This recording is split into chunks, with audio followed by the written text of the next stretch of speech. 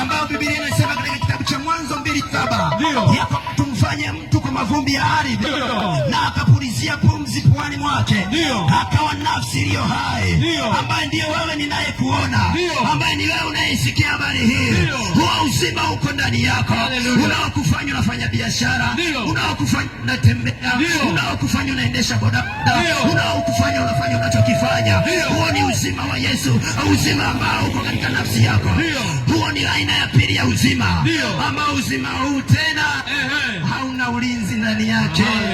Ndiyo maana tunaweza tukamwona bodaboda mwenzako yetu hapa akaendesha bodaboda dakika hii, akienda barabarani kwenye rami pakapigwa kitu, akadondoka chini.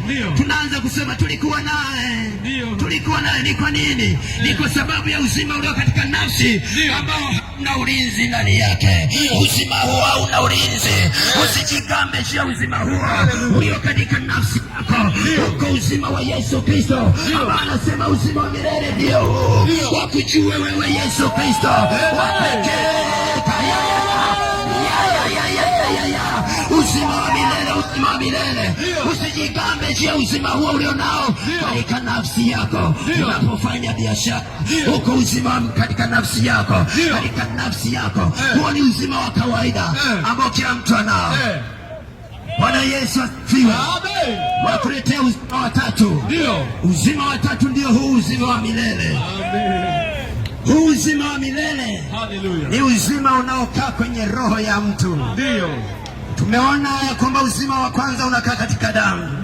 Uzima wa pili unakaa katika nafsi. Uzima wa tatu ndio ambao Yesu Kristo kilichomfanya atoke mbinguni akaja duniani kumwokoa. Anasema Biblia alikuja kuokoa kilichopotea.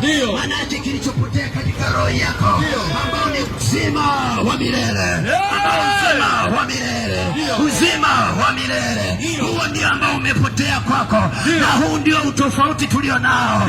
Wao wote ambao unaona tumeambatana nao wanao uzima wa milele katika roho zao. Lakini wewe ambaye hujamwamini Yesu Kristo na kumpokea kama Bwana na Mwokozi wa maisha yako, maana you don't have this life. Hauna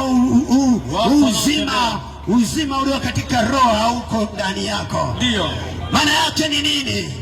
Tunaposema uzima wa milele huu katika roho zetu, maana yake ndio unaofanyika kuwa boss wa maisha yetu. Haleluya, haleluya.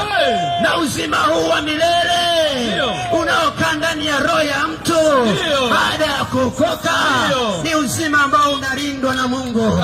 Ndio maana Biblia mahali pengine inaniambia